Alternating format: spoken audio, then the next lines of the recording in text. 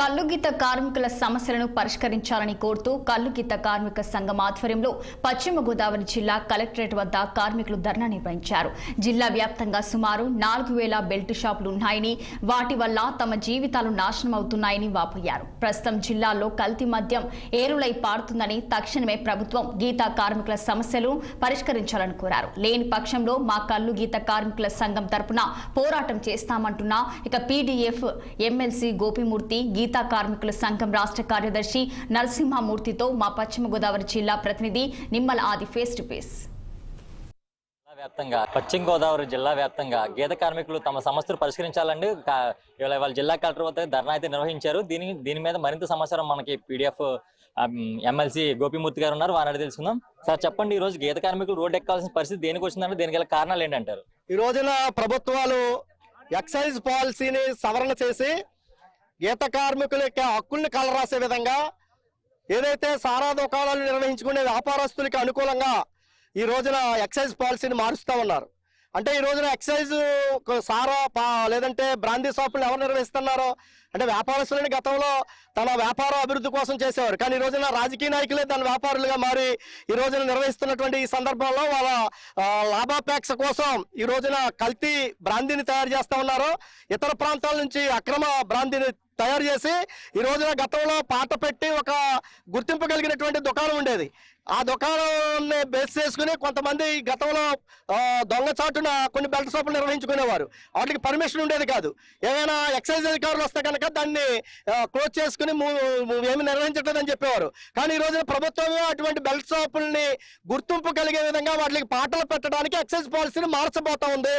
So ఆ విధంగా మార్చడం వల్ల ఈ రోజున మారుమూల ప్రాంతంలో ఉన్నటువంటి ప్రతి చోటకి, ప్రతి ఇంటికి, ప్రతి కుటుంబానికి మంచినీళ్ళు అయితే దొరకవు, కానీ రసాయన పూరితమైనటువంటి బ్రాందీలు ఈ రోజున ఇంటింటికి చేరే పరిస్థితి కనబడతా ఉంది. ఆ విధంగా వాళ్ళ యొక్క ఆరోగ్యం దెబ్బతింటమే కాకుండా అటువంటి కల్తీ సారా తాగడం వల్ల లేదా బ్రాందీ తాగడం వల్ల ఏదో మొత్తెక్కుతుందని అటువైపు ఎడిక్ట్ అయిపోయి ఆరోగ్యకరమైనటువంటి కల్లుగీత కార్మికులు గీసినటువంటి కళ్ళు ఈ రోజున వ్యాపారం గడవక ఈ రోజున కుటుంబాలు రోడ్డు మీద పడినటువంటి పరిస్థితి ఉంది. కాబట్టి వాళ్ళ యొక్క వృత్తిని కాపాడాలా, వాళ్ళ తాడి చెట్టుని కాపాడాలా, ప్రభుత్వమే వాళ్ళ వృత్తిని కాపాడే విధంగా హక్కులను ఏవైతే ఉన్నాయో హక్కులు కాపాడే విధంగా ప్రభుత్వం చర్యలు తీసుకోవాలని చెప్పి పీడీఎఫ్ ఎమ్మెల్సీగా ప్రభుత్వం డిమాండ్ చేస్తా ఉన్నాం. కేరళ రాష్ట్రంలో ఈ రోజున కల్లుగీత కార్మికుల నుంచి కళ్ళుని సేకరించి దాన్ని ప్యూరిఫై చేసి శీతల పానీయాల కింద మార్చి ఈ రోజున ఆరోగ్యకరమైనటువంటి శీతల పానీయాలు ప్రజలకు అందిస్తా ఉంది. తద్వారా ప్రభుత్వానికి ఆదాయం కలుగుతుంది, కల్లుగీత కార్మికులకి వాళ్ళకి జీవనం కలుగుతున్నటువంటి పరిస్థితి ఉంది. ఆ వైపు చర్యలు చేపట్టాలని చెప్పి వాళ్ళ వృత్తిని కాపాడాలని చెప్పి కూడా ఈ రోజున పీడీఎఫ్ ఎమ్మెల్సీగా డిమాండ్ చేస్తా ఉన్నాం. భవిష్యత్తులో అటువంటి చర్యలు కనుక లేకపోతే శాసనమండలి సమావేశాల్లో వాళ్ళ గొంతై నేను సమస్యలు ప్రస్తావన చేస్తానని కూడా ఈ సందర్భంగా తెలియజేస్తా ఉన్నాను. పీడీఎస్ ఎమ్మెల్సీగా మీరు గీత కార్మికుల సమస్యల మీద ప్రభుత్వాన్ని ఏ విధమైన డిమాండ్ మీరు చేస్తున్నారు?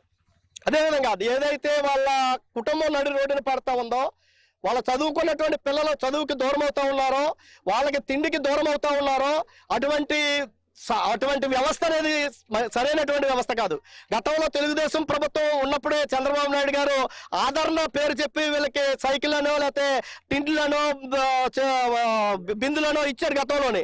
మరి ఆ విధమైనటువంటి మంచితనం ఇప్పుడు ఏమైంది? గీత వృత్తి కార్మికులు ఈ రోజున ప్రధానంగా ఈ ఉభయ గోదావరి జిల్లాలో గీత వృత్తి కార్మికులు ఎక్కువ ఉన్నటువంటి పరిస్థితి ఉంది. ఆ మాట కొత్త రాష్ట్రం మొత్తం మీద కూడా గీత వృత్తి కార్మికులు ఆ కమ్యూనిటీకి సంబంధించిన వ్యక్తులు ఉన్నారు. ఆ కమ్యూనిటీ ప్రధానంగా తెలుగుదేశం ప్రభుత్వానికి ఓట్లు వేస్తారు. వాళ్ళకి పెట్టింది పేరు ఎన్టీ రామారావు చెప్తా ఉంటాడు, బీసీలు నా పార్టీకి పునాదని చెప్పి. ఆ బీసీల్లో ఉన్నటువంటి కల్లుగీత కార్మికులు మరి బీసీలు కాదా, నీ ప్రభుత్వాన్ని నిలబెట్టలేదని చెప్పి ఈ ప్రభుత్వాన్ని డిమాండ్ చేస్తున్నాను. నీ ప్రభుత్వాన్ని నిలబెట్టి నీకు ఓటేసినటువంటి కార్మికుల్ని కాపాడవలసినటువంటి బాధ్యత కూడా నీ ప్రభుత్వం మీద ఉందని చెప్పి శాసనమండలిలో మాట్లాడబోతా ఉన్నాను. గీత కార్మికుల నాయకులుగా మీ గీత కార్మికులకు ప్రధాన సమస్యలు ఏంటి? మీరు భవిష్యత్తు ఎటువంటి కార్యక్రమాలు చేయబోతున్నారు మీ కార్మికుల తరఫున? జిట్టు నరసింహమూర్తి, రాష్ట్ర ప్రధాన కార్యదర్శి, ఆంధ్రప్రదేశ్ కల్లుగీత సంఘం. మా ప్రధాన సమస్యలు రెండు. తక్షణం 4000 బెల్ట్ షాపులు ఈ జిల్లాలో తొలగించాలి. కల్తీ మద్యం అరికట్టాలి. కల్తీ మద్యం ర్యాకెట్ తయారవుతూ ఉంది ఇక్కడ. దాని వెనకాల తెలుగుదేశం పార్టీ నాయకులు ఉన్నారు.